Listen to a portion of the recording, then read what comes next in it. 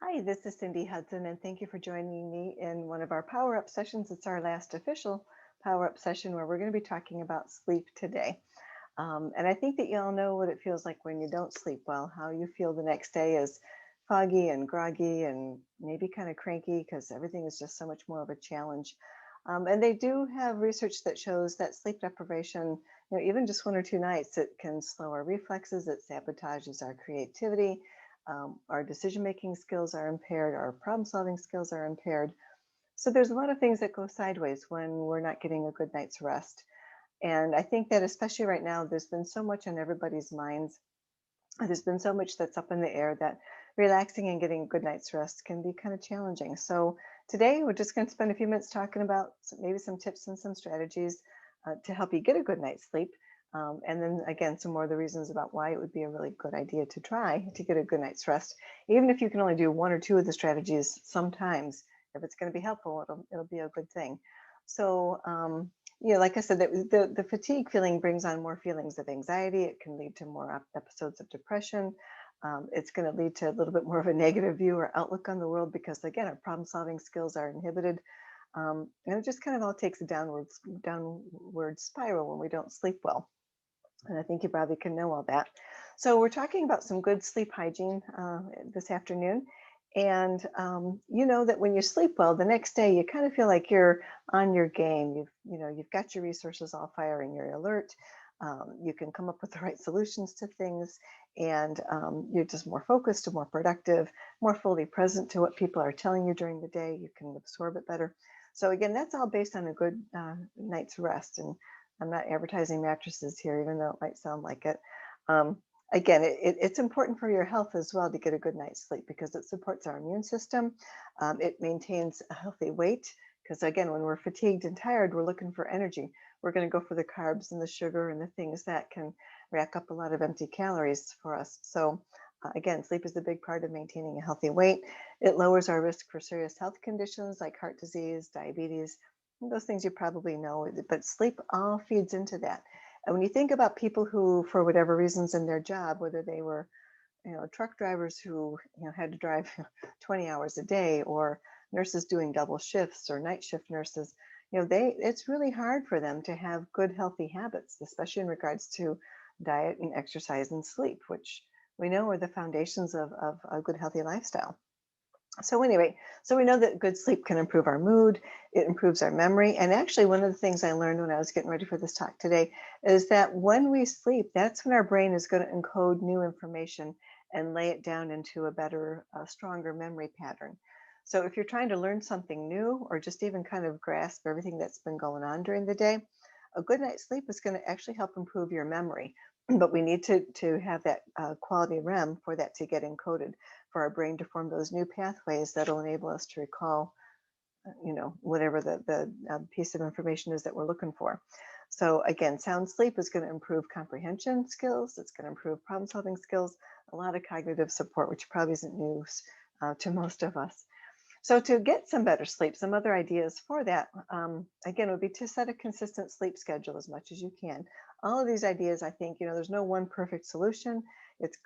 And there may need to be sometimes when this works, that works, trial and error type of thing. But trying to set a consistent sleep schedule, and that even includes on the weekends when you might be tempted to sleep in an extra hour or so because it's a Saturday and you don't have to bounce out of bed and the kids are still sleeping, the animals are letting you sleep, whatever it might be. But really trying to get up and stay in that routine of getting up at the same time every day, going to bed at the same time every day is going to help your body be habituated to those rhythms of your life. And so trying to set that consistent schedule is a good thing. And even hitting the snooze alarm, sometimes getting back into a little bit of sleep and then having to get pulled out of it again, excuse me, makes people feel more groggy or foggy. So not really necessarily a good thing to help you be at your best the day to come. Trying to create a relaxing bedtime routine is important as well. Again, there's different ways that any one of us relax, whether it's reading a book, taking a warm bath, listening to some quieting like podcasts. There's a lot of sleep casts as well, things that are going to have the white noise or the different waves or whatever it is that's going to help you sleep. Headspace is one of the sites that has that kind of stuff on it, and I'm sure there's a bunch more. The one thing I found when I looked at Headspace, where I got some of this information for today, is that they also have different, if you go on their website and you look up sleep patterns and sleep strategies, there will be different strategies for different issues with sleeping. So whether it's you fall asleep fast, but you wake up, 2 hours later and you can't get back to sleep, or whatever the challenge might be with sleep, there's some different strategies for some different challenges with sleeping on the Headspace if you want to check that out. But any kind of relaxing or restful activity for about an hour before you go to bed helps our bodies and our minds transition from the busyness of the day to winding down and gearing up for sleep at night. So having that relaxing routine can be a good thing. Keeping your room cool and comfortable is another strategy they find to be helpful. Roughly 60 to 65 degrees when possible. And right now it's cool enough at night. We could certainly do that because we tend to maybe warm up at night. We would get too hot. So having that cooler temperature is going to help conduce more restful sleep than getting hot and restless. Dimming the lights after dark. When you think about 100, 150 years ago, when we didn't have so prevalent electric lighting, people were lighting kerosene lanterns or gas lights or whatever they had to illuminate their homes. But they were already falling into that circadian rhythm of the bright sunshine of day and then dimmer, gentle lighting from the kerosene lamps. That was helping to set their circadian rhythms. So if you can dim your lights a little bit at night, after dark, especially as the evening wears on, that's a helpful thing for you to sleep a little bit better. Also, the light, especially the blue light from our electronics, all of our screens, you've heard this probably 100 times, can really mess up our sleep cycles. It messes up our release of melatonin, which is a hormone that helps calm our system, helps us fall asleep. So again, trying to minimize or eliminate that blue light so that we can unwind and sleep a little bit better. Let that melatonin naturally get released, help us calm down for the day. And then maybe again, if you can, dim the lights after dinner or use less bright lighting, I guess. And then obviously, to try to unplug at least an hour before bedtime to where you don't have the electronics on. You're not seeing an email that might get you all revved up. You're not reading a headline that might get you revved up. Gaming can be pretty engaging. So it's fun during the day or early evening, but again, maybe not doing that in the evening because it's going to make it harder for you to fall asleep. Not only do you have the blue light triggering your brain to be active, but your brain is engaged in whatever the activity is that's a more invigorating um, event, and you don't want to be more awake and more than when you're trying to go to sleep. So again, trying to unplug a little bit at night is a good thing.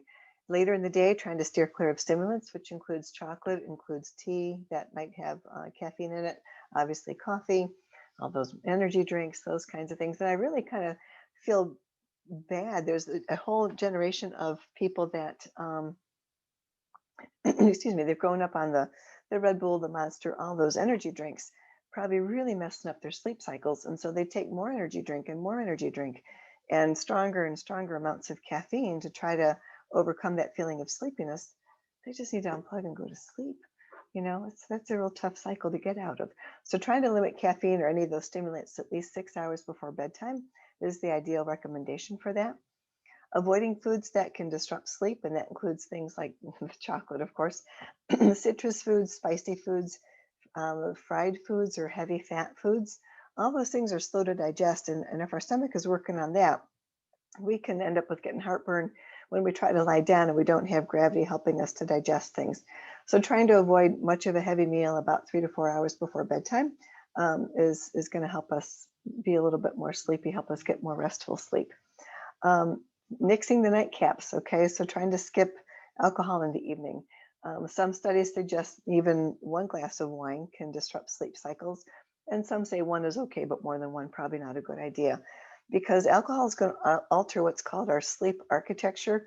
We go through phases of sleep till we get into that REM stage.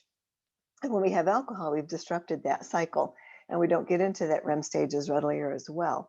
So we have lighter sleep, more restless sleep, and then we've got less quality of sleep. We're going to feel a little bit more fatigued the next day. So again, being careful about alcohol at nighttime.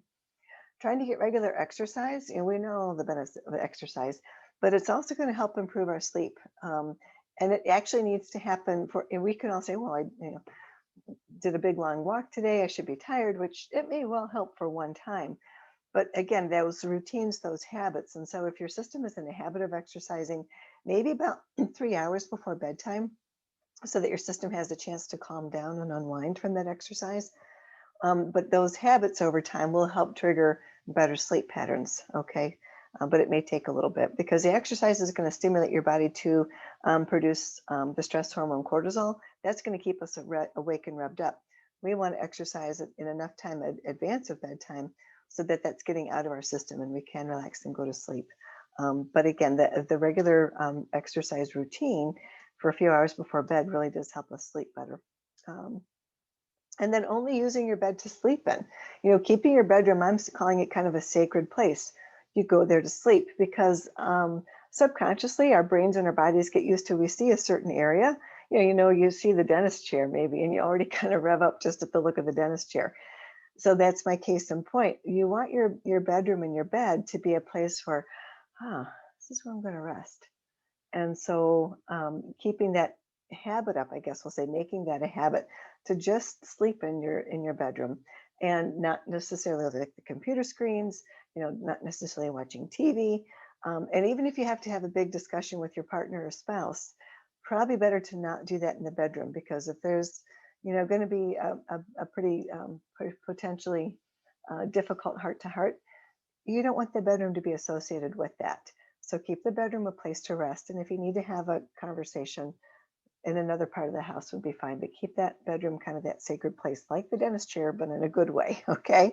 Um, Again, if you can't sleep though, and you've tried for about 20 minutes or so, and it's just not happening, get out of bed, do a light, relaxing activity, excuse me, such as reading a book or, you know, pet your cat or something like that. Not necessarily screen stuff, but listen to music, things that are calming and relaxing, so that you don't see the bedroom again as a place to struggle with trying to sleep.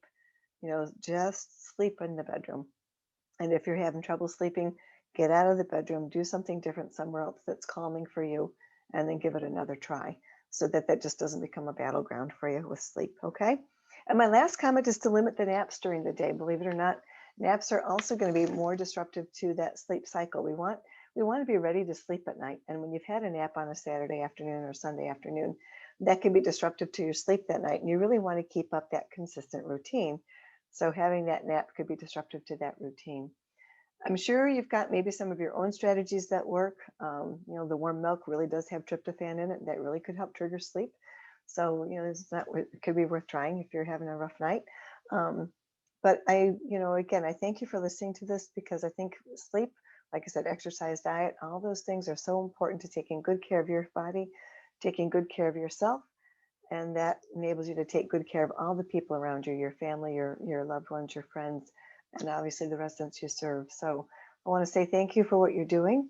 That's why we've been doing this series of power up sessions to kind of help rejuvenate yourself and to know that we really do want you to take care of yourself. Thank you for all that you've been doing. And may your days ahead and your nights ahead be good ones for you. Take care. Thanks for listening. Bye.